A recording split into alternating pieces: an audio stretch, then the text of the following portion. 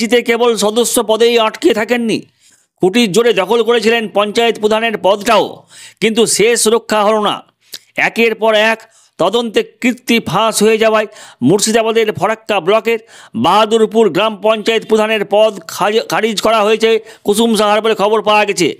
যদিও পদচ্যুত পঞ্চায়েত প্রধানের পাল্টা দাবি, আমি মুর্শিদাবাদের অতিরিক্ত জেলা শাসকের নির্দেশের বিরুদ্ধে ইতিমধ্যেই কলকাতা হাইকোর্টে মামলা রুজু করেছি।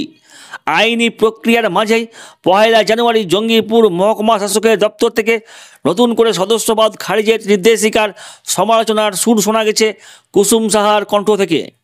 উল্লেখ্য, 2024 সালে অনুষ্ঠিত 30 স্তর পঞ্চায়েত নির্বাচনের সময় বাহাদুরপুর গ্রাম পঞ্চায়েতের 16 নম্বর সংসদ থেকে গ্রাম পঞ্চায়েতের সদস্য নির্বাচিত হন কুসুম সাহা। এরপরে কুসুম সাহা পঞ্চায়েত প্রধান হিসাবেও নির্বাচিত হন, কিন্তু তার নিকটতম প্রতিদ্বন্দ্বী বাম প্রার্থী হিমাংশু শেখর মুর্শিদাবাদ জেলা শাসকের দরবারে লিখিত অভিযোগে দাবি করেন কুসুম সাহার ওবিসি শংসাপত্রটাই জাল। হিমাংশু তার অভিযোগে জানান, কুসুম সাহার জন্ম বা পৈতৃক বাড়ি বিহার রাজ্যে।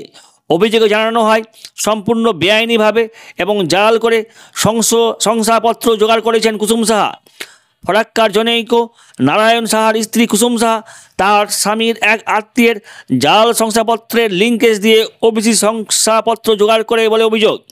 সূত্রের অভিযোগের সত্যতা মেলায় কুসুম সাহার জাতিগত শংসাপত্রের পাশাপাশি পঞ্চায়েত সদস্যের সাথে প্রধান পদ খারিজ করে দেওয়া হয়।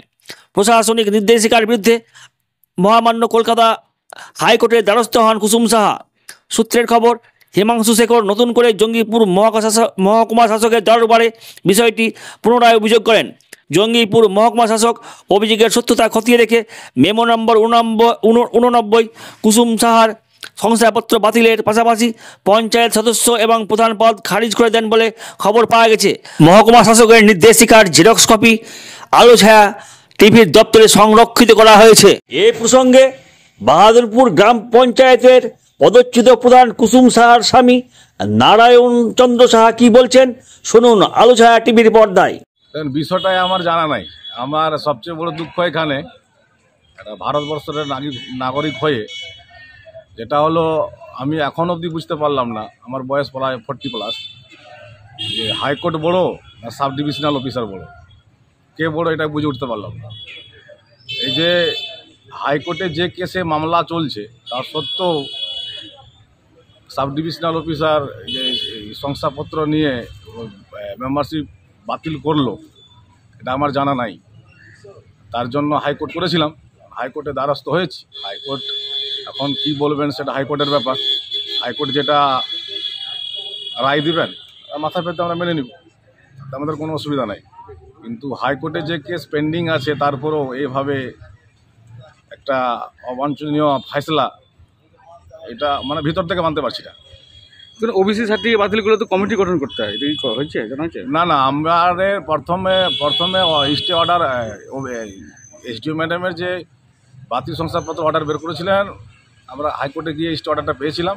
তারপরে নেক্সট অর্ডার দিয়েছিলেন যে হায়ার অথরিটিকে আমরা পেয়ার করতে। আমরা ডিএমকে পেয়ার করেছিলাম, ডিএম হিয়ারিং পরপর 2বার করেছিল, এডিশনাল ডিএম করার পর উনি এসডিওর অর্ডারটা বহাল রেখে দিয়েছিলেন। রাখার পর ওনার যে অর্ডার আছে, ওনার অর্ডারের এগনেস্টে ফের রিট পিটিশন মামলা করে আমি হাইকোর্টে দ্বারস্থ হয়েছিলাম। সেটা আমার ফাইল হয়েছিল গত 24 তারিখ, ডিসেম্বর মাসের 24 তারিখ। ডব্লিউবি নম্বর আমার 31417, হাইকোর্ট কেস নম্বর। 26 তারিখ হিয়ারিং হয় এসডিও সাব ডিভিশনাল অফিসে এখানে। সেদিনকে তার 2 দিন পরে 31 তারিখে কুসুম সাহার মেম্বারশিপটা বাতিল করেছে। এটা নিয়ে ফের হাইকোর্টে সামনে কিছুদিনের মধ্যে আমি যাব, যেহেতু কোর্ট তো 2 দিন বন্ধ ছিল। আজকে কোর্ট খুলল, কাল পরশুর মধ্যে কোর্টে যাব, আমাকে ডেকেছেন। এবার হাইকোর্ট যেটা ফেসলা নিব মানতে বাধ্য।